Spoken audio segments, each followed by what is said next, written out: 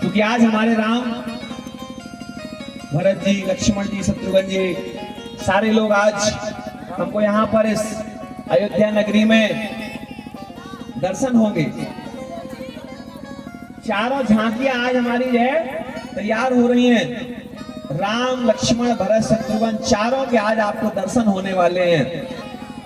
पुनरावृत्ति होने वाली है, और जब पुनरावृत्ति होगी तो फिर आप आनंद से नहा उठेंगे, आनंद से सराबोर हो जाएंगे। तो भरत से क्या सीखना चाहिए? बोले राम जी से सीखने के लिए नहीं बोल रहे हैं, बोले राम जी से सीखने के लिए बोला जाएगा, लेकिन जो है भरत जी से। राम जी को तो आदेश मिला, राम जी को तो माता का आदेश मिला ना, और भरत जी के लिए तो मां ने मांगा ही था, लेकिन भरत जी ने कहा कि हम लेंगे ही नहीं।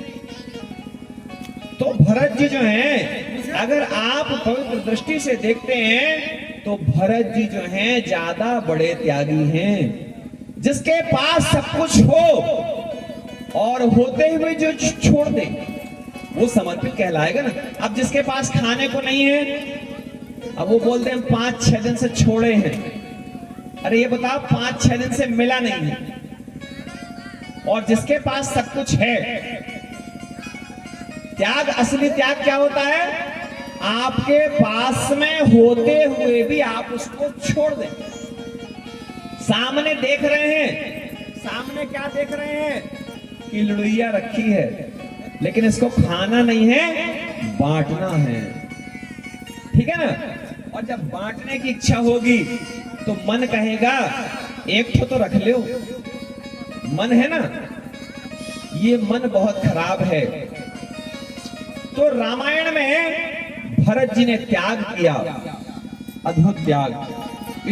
ये बंगला वाले ठाकुर साहब और आगे बैठे ठाकुर साहब, पतरेटा वाले, कम से कम दोनों भैया को, इनको जो है पतरेई से कोई खाली नहीं जाना चाहिए। पतरेई भी आपका स्वर्ग है ना। हम तो कहते भैया हम जहां जाते हैं स्वर्ग होगा तभी जा रहे हैं। तो पतरेटा वाले ठाकुर साहब और बंगला वाले ठाकुर साहब बढ़िया जो है, ये दोनों बच्चे हैं हमारे, बड़े स्नेही हैं, आश्रम के परम स्नेही।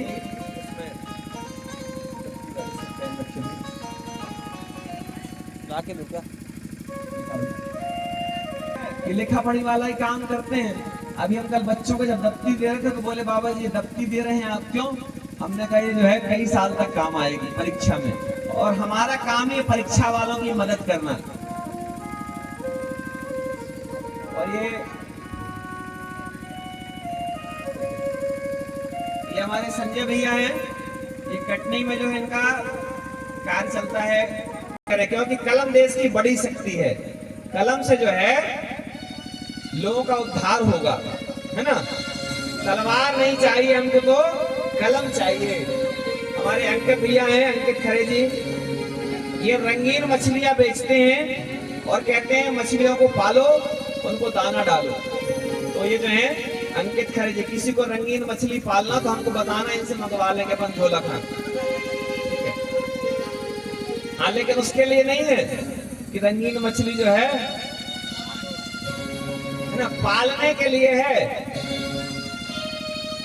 बोले श्यावर रामचंद्र भगवान की जय। ठीक है, आप लोग यात्रा मंगल में हो।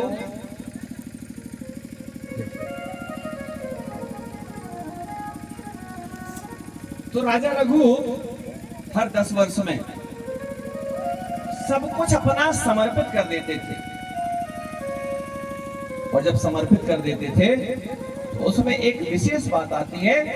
एक विद्यार्थी था जिसको मालूम था कि राजा रघु सबके लिए सबको देना ही चाहते हैं, और उसने संकल्प ले लिया कि मैं अपने गुरुजी को कुछ स्वर्ण मुद्राएं देना चाहता हूं गुरु दक्षिणा के रूप में।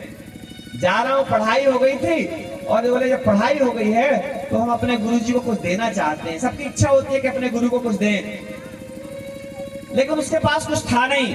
तो कहते हैं कि यदि प्रजा ने कोई संकल्प लिया है और प्रजा के पास में कोई संपत्ति नहीं है, तो उसकी जिम्मेदारी राजा की होती है। राजा उसके संकल्प को पूरा करे। आप लोग भी मालगुजार लोग हैं, अगर आपके गांव क्षेत्र में किसी ने कोई संकल्प लिया है तो उसकी जिम्मेदारी आपको निभाना चाहिए और निभाते भी होंगे, निभाना ही चाहिए।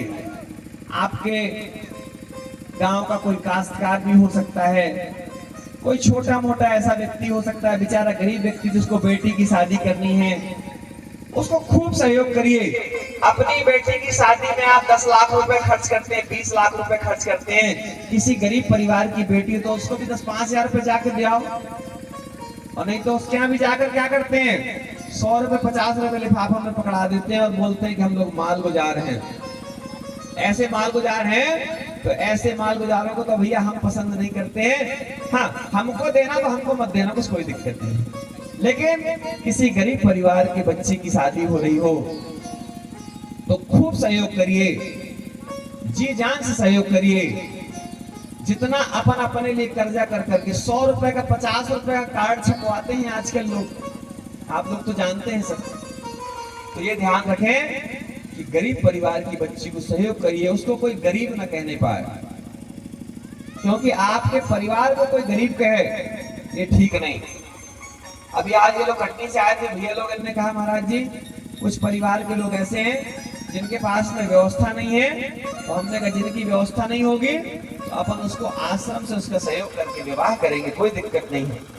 और हम हमेशा निवेदन करते हैं माताओं से, बहनों से, बेटियों से कि दहेज के खिलाफ जंग लड़नी चाहिए। लड़कियां मांगे ना 4 व्हीलर, बहुत हो गया लड़के मांगते, लड़कियां कहें हम 4 व्हीलर लेंगे तब शादी करवाएंगे। अरे अपनी क्वालिटी, अपनी एबिलिटी को बढ़ाओ। लड़के वाले कहें एक नहीं हम 2 4 व्हीलर देंगे, ऐसी योग्यता बढ़ा दो। क्यों माता जी, सही है कि नहीं है? हमारी माता जी लोगों को नहीं मिला, आप लोग भी मांगा करो बढ़िया कि हमको भी चाहिए पुरानी 4 व्हीलर दो, ठीक है? क्योंकि योग्यता जब बढ़ाएंगे आपको अपनी योग्यता बढ़ानी पड़ेगी, और जब आप अपनी योग्यता बढ़ा लेते हैं तभी तो आप देवी चेतना से जागृत होते हैं, देवी प्रेरणा आपको प्राप्त होती है। और अगर आपको देवी प्रेरणा प्राप्त हो गई है तो तभी आप अच्छे काम कर पाएंगे। और क्या कहते हैं, श्रुत्वा राज्ञो तद्वाक्यं मनसा सर्वचिन्त्य च प्रदासते पुत्रवन्तं शान्ता भर्तारमात्मवान्। तो हमने आपको बताया कि शांता का विवाह जो है श्रृंगी मुनि के साथ किया गया था और श्रृंगी मुनि को लाया गया था। श्रृंगी मुनि ने बढ़िया खूब यज्ञ की तैयारियां की हैं, और यज्ञ में अब जो लोग कल नहीं आए थे तो श्रृंगी मुनि के बारे में कैसे जानेंगे। श्रृंगी मुनि जो है बहुत बड़े तपस्वी, और आपको हमने बताया था कि श्रृंगी मुनि ऐसे तपस्वी हैं जिनमें स्त्री पुरुष तक का भेद नहीं है। एक बार एक छोटी सी घटना हुई, श्रृंगी मुनि के पिताजी जा रहे थे आगे आगे, तो नदी में स्नान कर रही थी कुछ देवियां, तो उन्होंने तुरंत पल्लू ढक लिया अपना। श्रृंगी मुनि के पिताजी जा रहे थे तो माताओं ने अपना पल्लू ढक लिया कि कोई देख ना ले, और पीछे पीछे उनके पुत्र श्रृंगी मुनि जा रहे थे तो साधारण होकर के वो नहाने लगी। तो गुरुजी ने देखा ये कैसी बात है कि पिताजी जा रहे हैं तो पल्लू ओढ़ लिया गया और पुत्र जा रहा है, जबकि पुत्र तो जवान है। तो पूछा गया, पिताजी के मन में व्याकुलता हुई कि भाई ऐसा क्यों, उनको थोड़ा अच्छा नहीं लगा। यार हम निकले तो हमको देख के मुंह ढक ली और हमारे लड़का को देख के बढ़िया जो है साधारण रही। तो बोले क्या बात है देवियों, मुझे भी बताओ। बोले बात कुछ नहीं है, आपके पुत्र में स्त्री और पुरुष के अंदर का कोई भेद नहीं है, वो दोनों को सम देखते हैं, दोनों को बराबर देखते हैं, उनको इससे कोई लेना देना नहीं कि आप स्त्री हैं कि पुरुष हैं कि बच्चे हैं या बुजुर्ग, सब में जहां भी देखते हैं वहां उनको परमात्मा ही दिखाई देता है। चारों तरफ ईश्वर की काया, ईश्वर की माया, कहीं कोई रत्ती भर भी लेस मात्र भी भेद नहीं है, हर जगह। तो जिसके अंदर लेस मात्र भी भेद नहीं होगा जिसके अंदर लेस मात्र भी कपट नहीं होगा। तो देवियों ने कहा इसलिए हम जो है आपके सामने अपने तन को ढक लेते हैं, और जब श्रृंगी मुनि निकलते हैं तो श्रृंगी मुनि के सामने हम लोग जो हैं अपने आप को साधारण रूप से परोसते हैं, क्योंकि इनके अंदर कोई छल कपट नहीं है। आपके अंदर भी जिस दिन आपका छल कपट नष्ट हो जाएगा, आपके अंदर भी जिस दिन आपका छल कपट का प्रवेश बंद हो जाएगा, सारे दरवाजे आपके लिए खुल जाएंगे उस दिन। ध्यान रखिए, हम लोग जब तक छल कपट में रहते हैं, परमात्मा क्या चाहते हैं? परमात्मा चाहते, कहते हैं 18 पुराणों में एक ही बात लिखी है, अष्टादश पुराणेषु व्यासस्य वचनं द्वयं परोपकाराय पुण्याय पापाय परपीडनम। जो दूसरों का दुख दूर करता है, क्या बोलते हैं हमारे भैया लोग जो हैं, कहते हैं दूसरों का दुखड़ा दूर करने वाले जो है, प्रयास होना यह चाहिए कि आसन जीतना चाहिए, हमको आसन पर विजय प्राप्त करना चाहिए। 4 घंटे बिल्कुल हिलना नहीं है, यही तपस्या है। और यही समय जितेंद्र किसको बोलते हैं? और अगला पल जो होता है, एक एक मिनट बड़ा कीमती होता है। तो सोचिए, और उस पल में, क्योंकि हमने आपको बताया लाइव टेलीकास्ट, तो लाइव टेलीकास्ट में क्या होता है, आप किसी चीज को बचा कर नहीं रख सकते। कोई चीज आई और जब तक आप आए वो चली गई, और नुकसान किसका हुआ? सबका।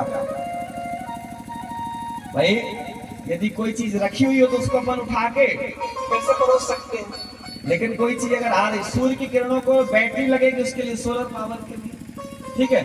थोड़ा हम लोग ध्यान रखें कि आसन पर विजय प्राप्त करें। देखो इनको हम देखते हैं, इनका आसन पर बड़ा विजय प्राप्त की है हमने, है ना। आप लोग इसलिए बोल रहे हैं क्योंकि आप लोगों को बहुत लंबी यात्रा करनी है जीवन में, बहुत महत्वपूर्ण चीज है। जिसने भी आसन, अभी जैसे माताएं हैं, एक बार बैठ जाइए और फिर कोशिश करिए कि जब तक कथा व्यास नहीं उठेंगे, कोई बहुत मजबूरी आ जाए तो बात अलग है। ये बताइए कि हम लोगों को 4 घंटे 5 घंटे बैठना पड़ता है, हम लोग की इच्छा नहीं होती होगी, हम लोगों के हाथ पैर नहीं इधर उधर जाने को करते होंगे, लेकिन क्यों? यही है, स्वयं पर विजय प्राप्त करना पड़ता है सबसे पहले। दूसरों को जीतने से पहले स्वयं पर विजय प्राप्त करिए, खुद को जीतिए। जो खुद को जीत लेता है वो किसी के सामने कभी हारता नहीं है, और कभी किसी को हराने का भी प्रयास नहीं करेगा फिर, क्योंकि उसको पता चल गया कि हमको जो है अब किसी को हराना नहीं है, हमको तो हार जाना है। क्योंकि जो परमात्मा की भक्ति में हार जाता है, क्या कहते हैं, राजी हम उसी में जिसमें तेरी रजा है। इस एक पंक्ति